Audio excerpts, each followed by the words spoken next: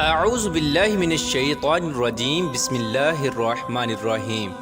اللہ تبارک و تعالیٰ کے نام سے شروع جو بڑا مہربان اور نہایت رحم کرنے والا ہے۔ پیارا دوستو، آج کی اس ویڈیو میں کائنات کے سب سے بڑے بدبخت اور کافر کے بارے میں آپ کو بتائیں گے، یعنی فرعون کے بارے میں، کہ فرعون کون تھا اور کس کی اولاد میں سے تھا، اور فرعون کو فرعون کیوں کہا جاتا ہے، اور فرعون مصر کا بادشاہ بننے سے پہلے کون سا کام کیا کرتا تھا، اور یہ فرعون مصر کا بادشاہ کیسے بنا، اور فرعون نے خدائی کا دعویٰ کرنے کے لیے بنی اسرائیل کے مسلمانوں کو کس طرح جانوروں جیسا جاہل بنا دیا تھا، اور پھر کس طرح فرعون نے خدائی کا جھوٹا دعویٰ کیا اور کس طرح یہ مصر کا جھوٹا خدا بنا۔ پیارے دوستو، ان تمام تر سوالات کے جوابات قرآن و حدیث کی روشنی میں آج کی اس ویڈیو میں ہم آپ کو بتائیں گے، لہٰذا آپ سے گزارش ہے کہ ہماری اس ویڈیو کو اینڈ تک ضرور دیکھیے گا۔ پیارے دوستو، وہ فرعون جس کا ذکر قرآن پاک میں ملتا ہے، جو حضرت موسیٰ علیہ السلام کے دور میں پایا جانے والا فرعون تھا، اس کا نام ولید بن مصعب یا مصعب بن ریان تھا۔ بعض مورخین نے اس بدبخت کا نام کابوس بھی تحریر کیا ہے۔ پیارے دوستو، فرعون بدبخت کا تعلق قبیلہ قبطیہ سے تھا اور اس کی عمر 400 سال ہوئی۔ پیارے دوستو، اس 400 سال کی عمر میں نہ تو یہ کبھی بیمار ہوا اور نہ ہی کبھی اس کے سر میں درد ہوا اور نہ ہی کوئی دشمن اس پر غالب آیا۔ پیارے دوستو، اس کا چہرہ تانبے کی طرح چمکتا تھا، اسی وجہ سے یہود و نصارہ اس کو کابوس کہا کرتے تھے۔ فرعون بادشاہ بننے سے پہلے محنت مزدوری اور تجارت کیا کرتا تھا۔ ایک دن یہ محنت مزدوری سے تنگ آ کر بازار کی طرف نکلا اور وہاں پر اس کی ملاقات حامان سے ہوئی۔ دیکھتے ہی دیکھتے ان دونوں بدبختوں کی ملاقات دوستی میں بدل گئی۔ چنانچہ اس وقت یہ دونوں ملعون کام کی تلاش کے لیے شہر کی طرف روانہ ہو گئے، اور ان دنوں میں شہر کے اندر خربوزے کی خرید و فروخت کا کام زیادہ تھا۔ اس طرح یہ دونوں بدبخت ایک خربوزے والے کے پاس گئے اور اس سے کام مانگا۔ چنانچہ اس وقت خربوزے والے نے ان دونوں سے کہا کہ میرے خربوزے لے جاؤ اور بازار جا کر بیچ آؤ۔ جب یہ مال تم دونوں فروخت کر لو گے تو میں تم دونوں کو کھانے کے لیے دوں گا۔ اس وقت خربوزے والے کی یہ بات سن کر فرعون نے حامان سے کہا کہ تم یہیں ٹھہرو اور میں یہ خربوزے لے جاتا ہوں اور بازار میں فروخت کر آتا ہوں۔ چنانچہ ایسا ہی کیا گیا۔ فرعون وہ خربوزے لے کر شہر کی طرف چلا گیا اور وہاں جا کر فرعون نے دکانداروں سے خربوزے خریدنے کا کہا۔ اس وقت دکانداروں نے فرعون سے کہا کہ ہم تو سودا ادھار خریدتے ہیں اور بیچنے کے بعد اس کی رقم ادا کرتے ہیں، اور یہاں کا یہی دستور ہے۔ چنانچہ دکانداروں کی یہ بات سن کر فرعون تھوڑی دیر کے لیے خاموش ہو گیا، اور پھر اسی وعدے پر وہ سامان فروخت کر کے واپس چلا آیا، اور واپس آ کر خربوزے کے مالک سے کہا کہ مجھے یہ کام اچھا نہیں لگتا۔ اتنا بول کر فرعون وہاں سے چلا گیا۔ اب فرعون کو کسی اچھے کام کی تلاش تھی جس سے فرعون زیادہ سے زیادہ مال و دولت اور روپیہ پیسہ کما سکے۔ اس کے بعد فرعون بادشاہ مصر کے دربار کے اندر چلا گیا اور اس کی خدمت میں جا کے درخواست پیش کر دی کہ میں بہت دور سے آیا ہوں اور میں بہت غریب ہوں اور مجھے کسی کام کی تلاش ہے، اور میں کھانے پینے سے بھی عاجز ہوں۔ برائے مہربانی اپنی سلطنت مصر کے اسی شہر میں بطور فدوی مجھے کوئی کام دے دیا جائے اور اس غلام کو اس جگہ پر مامور فرما کر سرفراز کیا جائے۔ چنانچہ اس وقت فرعون کی یہ بات سن کر مصر کے بادشاہ نے فرعون سے کہا کہ تو کون سا کام چاہتا ہے؟ چنانچہ بادشاہ کی یہ بات سن کر فرعون بولا کہ مجھے مصر کے قبرستان کی دروگی دے دی جائے، اور اس کے بدلے میں کچھ رقم فدیے کے طور پر میں شاہی خزانے میں جمع کروایا کروں گا، اور باقی رقم اپنے پاس رکھا کروں گا، اور میری اجازت کے بغیر مصر کے اس قبرستان میں کوئی بھی مردہ دفن نہ ہو۔ یہ بات سن کر اس وقت کے بادشاہ مصر نے فرعون کو مصر کے قبرستان کی دروگی دے دی۔ چنانچہ اس طرح مصر کے قبرستان کی دروگی ملتے ہی فرعون بہت خوش ہوا اور خوشی خوشی قبرستان کے دروازے پر جا کر بیٹھ گیا اور انتظار کرنے لگا کہ اب کون آتا ہے جو اپنے مردوں کو دفن کرتا ہے۔ پیارے دوستو، قضائے الہی سے ایسا ہوا کہ اسی سال مصر کے اندر ایک خوفناک وبا پھیل گئی، جس کی وجہ سے مصر کے بہت سارے لوگ مرنا شروع ہو گئے۔ فرعون نے جب یہ دیکھا تو اس نے ہر لاش کے بدلے ان کے وارثوں سے ایک ایک سونے کا درم لینا شروع کر دیا، اور اس طرح تھوڑے ہی دنوں میں فرعون کے پاس بہت زیادہ مال و دولت اور روپیہ پیسہ جمع ہو گیا اور فرعون امیر ہو گیا۔ اتنا زیادہ مال و دولت آنے کے بعد فرعون نے یہ سوچا کہ کیوں نہ مصر کے تمام قبرستانوں کو اپنے انڈر کر لیا جائے۔ لہٰذا فرعون نے ایسا ہی کیا فرعون نے مقربان بادشاہ کو کچھ پیسے دیے اور تمام مصر کے قبرستانوں کی دروگی اپنے ہاتھ میں لے لی۔ چنانچہ اس طرح فرعون قبرستان کی دروگی کے ذریعے بادشاہ مصر کے خزانے میں بہت سارا روپیہ پیسہ جمع کرواتا، اور فرعون کے اس فعل سے بادشاہ مصر بہت خوش ہوتا، اور اپنی جہالت کے سبب بادشاہ مصر فرعون کو پیار اور عزت دینے لگا۔ چنانچہ اسی دوران اتفاقاً قضائے الہی سے ایسا ہوا کہ اس وقت مصر کا وزیر مر گیا، اور چونکہ فرعون اس وقت بادشاہ مصر کا بہت زیادہ مقرب بن چکا تھا، لہٰذا مصر کے بادشاہ نے فرعون ہی کو مصر کا وزیر مقرر کر دیا۔ چنانچہ اس طرح اقتدار ملتے ہی فرعون اقتدار کے نشے میں بدمست ہو گیا، اور اس نے اپنے بدبخت دوست حامان کو بھی اپنے پاس بلا لیا۔ اس وقت فرعون اپنے دوست حامان سے کہنے لگا کہ میں چاہتا ہوں کہ میں خدائی کا دعویٰ کروں اور ساری مخلوق مجھ کو اپنا خدا مانے اور میری عبادت کرے۔ فرعون کی یہ بات سن کر حامان بہت حیران ہو گیا، اور حامان فرعون سے کہنے لگا کہ اگر تو خدائی کا دعویٰ کرنا چاہتا ہے تو سب سے پہلے بنی اسرائیل کی تمام مخلوق کو اپنے ہاتھ میں لے لو اور ان کے دل میں اپنی محبت پیدا کرو۔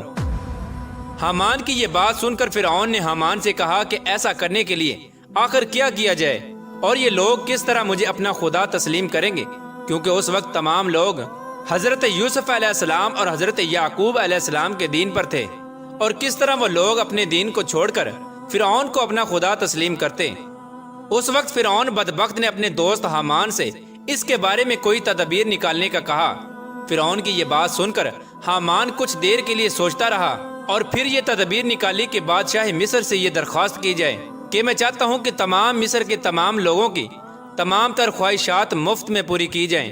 اور ان لوگوں کے تمام تر اخراجات میں اپنی جیب سے ادا کروں گا، اور جو لوگ جو چیز بھی حاصل کرنا چاہیں وہ بالکل مفت میں حاصل کر سکتے ہیں۔ چنانچہ اس وقت بادشاہ مصر نے فرعون کی یہ بات سن کر اس کی یہ درخواست قبول کر لی، اور 1 سال کے لیے تمام مصریوں کو یہ رعایت فراہم کر دی، اور فرعون نے 1 سال میں ہونے والے تمام تر اخراجات کی رقم حامان کے ہاتھ میں بادشاہ مصر کے خزانے میں جمع کرا دی، اور پورے مصر میں یہ اعلان کروا دیا گیا کہ اس سال خزانہ رعیتوں پر معاف ہے، اور ہم نے اپنی طرف سے تمام تر اخراجات کی رقم بادشاہ مصر کے خزانے میں جمع کروا دی ہے، اور مزید 2 سال کے اخراجات کی معافی کے لیے بھی ہم نے سرکار علی میں درخواست کی ہے، اور وہ بھی قبول ہو گئی ہے۔ چنانچہ فرعون کی یہ بات سن کر مصر کی تمام رعایا بہت خوش ہوئی، اور مصر کے تمام غریبوں اور مسکینوں نے فرعون کی ترقی کے لیے خوب دعائیں کی۔ چنانچہ ادھر مصر کی رعایا فرعون کے اس عمل پر بہت زیادہ خوش تھی، اور ادھر چند ہی روز بعد قضائے الہی سے مصر کا بادشاہ اپنی موت مر گیا۔ چنانچہ اس وقت اس مرنے والے بادشاہ کا کوئی بھی والی وارث نہ تھا جو اس کے تخت پر بیٹھتا اور اس کی بادشاہت کو سنبھالتا۔ اس طرح بادشاہ مصر کی تجہیز و تکفین کے بعد 3 دن تک عیادت ہوتی رہی، اور چوتھے روز تمام مصر کے لوگ، قاضی، مفتی، عالم، فاضل، امراء و غرباء، چھوٹے بڑے سب بادشاہ مصر کے دربار میں حاضر ہوئے اور کہنے لگے کہ بادشاہ کے تخت پر کس کو بٹھایا جائے، کیونکہ ملک بادشاہ کے بغیر بے سروپا ہو گیا ہے۔ چنانچہ اس وقت مصر کے لوگوں نے فرعون سے یہ نیکی دیکھی تھی کہ فرعون نے 3 برس کا خزانہ مصر کے لوگوں کو معاف کروایا تھا، اور ان کے اخراجات کا 3 برس کا پیسہ اپنے پاس سے بادشاہ مصر کو دیا تھا۔ اسی لیے مصر کے تمام تر لوگ فرعون کے اس عمل سے بہت زیادہ خوش تھے، اور فرعون کی یہ خیر خواہی دیکھ کر مصر کے تمام لوگوں نے فرعون بدبخت کو مصر کے بادشاہ کے تخت پر بٹھا دیا، اور اس طرح فرعون بدبخت مصر کا بادشاہ بن گیا۔ اس وقت لوگوں نے یہ خیال کیا کہ فرعون بہت اچھا انسان ہے اور ہماری رعایا کا بہت زیادہ خیال رکھے گا۔ اس طرح جب یہ فرعون مصر کے وزیر سے مصر کا بادشاہ بنا تو اس وقت فرعون نے اپنے دوست حامان کو مصر کا وزیر مقرر کر دیا۔ فرعون مصر کا بادشاہ بنتے ہی اپنے دوست حامان سے کہنے لگا کہ اب پورے مصر میں ہماری بادشاہی ہے، ہم جو چاہیں وہ کر سکتے ہیں۔ اس وقت فرعون نے حامان سے کہا کہ اب کوئی ایسی تدبیر نکالو جس کی وجہ سے مصر کے تمام تر لوگ مجھے خدا ماننے لگے اور میری عبادت کرنے لگے۔ اس وقت حامان بدبخت نے فرعون ملعون کو یہ مشورہ دیا کہ پہلے مصر میں یہ حکم جاری کیا جائے کہ مصر کے اندر جتنے بھی علماء اور فضلاء دین کی تدریس کر رہے ہیں وہ سب کے سب دین کی درس و تدریس کو ختم کر دیں، اور لوگوں کے درمیان اسلام کی تبلیغ کا یہ سلسلہ بالکل ختم کر دیا جائے، تاکہ آہستہ آہستہ تمام لوگ اپنے دین سے دور ہو جائیں اور اپنے دین سے بے خبر ہو جائیں اور آئندہ آنے والی نسل دین سے بے خبر اور جاہل پیدا ہو۔ چنانچہ اس وقت حامان کی یہ بات سن کر فرعون نے فوراً یہ حکم جاری کر دیا اور مصر کے اندر درس و تدریس کا سلسلہ ختم کر دیا گیا۔ اور فرعون نے مصر کے اندر یہ حکم جاری کر دیا کہ کوئی بھی شخص مصر میں درس و تدریس نہ کرے ورنہ اس کو قتل کر دیا جائے گا۔ فرعون بادشاہ کا یہ حکم سنتے ہی تمام لوگوں نے اس کے قتل کے ڈر سے درس و تدریس کا یہ سلسلہ فوراً ختم کر دیا اور مصر کے لوگوں نے بالکل لکھنا پڑھنا چھوڑ دیا۔ چنانچہ اس طرح درس و تدریس کا سلسلہ ختم ہونے کے بعد وقت گزرتا گیا اور وقت کے ساتھ ساتھ تمام لوگ جاہل بن گئے اور علم سے دور ہو گئے اور اپنے حقیقی خدا اللہ عز و جل کو بالکل ہی بھول گئے۔ اس وقت مصر کے لوگوں کی یہ حالت ہو گئی کہ وہ جانوروں کی طرح جاہل بن گئے۔ اس وقت فرعون نے یہ چال چلی کہ تمام مصر کے لوگوں کو یہ حکم جاری کیا کہ تمام مصر کے لوگ اپنے اپنے گھروں میں بت بنا کر اس کو سجدہ کیا کریں اور اس کی پوجا کیا کریں۔ چنانچہ فرعون کا یہ حکم پاتے ہی ایک قبطی قوم جو کہ کثیر تعداد میں تھے انہوں نے بتوں کی پوجا کرنی شروع کر دی اور آہستہ آہستہ یہ بت پرستی بڑھتی چلی گئی اور یہ سلسلہ 20 سال تک جاری رہا۔ اور پھر اس کے بعد فرعون نے مصر میں یہ اعلان کروایا اور اس اعلان میں یہ الفاظ لوگوں کے کانوں تک پہنچائے جس کا ذکر قرآن پاک میں یوں ملتا ہے جس طرح کہ اللہ تبارک و تعالیٰ قرآن پاک میں ارشاد فرماتا ہے، اور پس لوگوں کو جمع کیا اور لوگوں سے کہا کہ میں ہوں رب تمہارا سب سے بڑا اور بلند۔ پیارے دوستو، اس طرح کئی سال تک لوگ بتوں کی پوجا کرتے رہے۔ جب لوگ مشرک اور بت پرست بن گئے اس وقت فرعون نے یہ حکم جاری کیا کہ اپنے گھروں میں موجودہ تمام بتوں کو توڑ دیا جائے اور مجھے خدا مانا جائے اور میری پوجا کی جائے۔ چنانچہ فرعون کا یہ حکم ملتے ہی تمام لوگوں نے ایسا ہی کیا۔ تمام قبطی قوم نے بتوں کو توڑ دیا اور فرعون کو پوجنا شروع کر دیا